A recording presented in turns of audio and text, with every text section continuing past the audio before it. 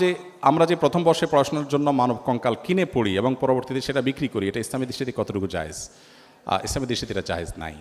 আমি জানি আপনারা প্রায় সবাই এটা করেন, কিন্তু এটা জায়েজ নাই। কেন জায়েজ নাই? দেখুন, ইসলাম মানব জাতিকে সম্মানিত করেছে। আল্লাহ বলেছেন ওয়ালাকাদ কাররামনা বানি আদম, আমি আদম সন্তানকে সম্মানিত করেছি। এজন্য মানুষের শরীরে কোনো অংশ বিক্রি করা ইসলাম জায়েজ রাখেনি, এটা পণ্য নয়। যদি গবেষণার প্রয়োজনে কোনো অংশ নিয়ে গবেষণা করতে হয় বা মানুষের শরীরের কোনো অংশ একজন অন্যজনকে দিতে হয়, সেটা বিনা পয়সায় দিতে হবে, এটা চ্যারিটি থাকতে হবে। রক্ত দিলেও কেউ বিক্রি করতে পারবে না, শরিয়া দৃষ্টিকোণ থেকে রক্ত দান করবে, এটা তার ইবাদত হিসাবে সওয়াবের জন্য দিবে। এখন আপনি হয়তো বলবেন যে বস্তুবাদের এই পৃথিবীতে এটা কি সম্ভব? সব কিছুই সম্ভব হবে মানুষ যদি আসলে সদিচ্ছা রাখে। আমরা যখন সুদের ব্যাপারে বলি যে ঋণ দিতে হবে সুদমুক্ত, তখন বলে ভাই সুদমুক্ত ঋণ কেউ দিবে পৃথিবীতে? সুদের এই ডেভেলপমেন্ট পৃথিবীতে যতদিন না হয়েছে, শত শত হাজার বছর পর্যন্ত মুসলমানরা যখন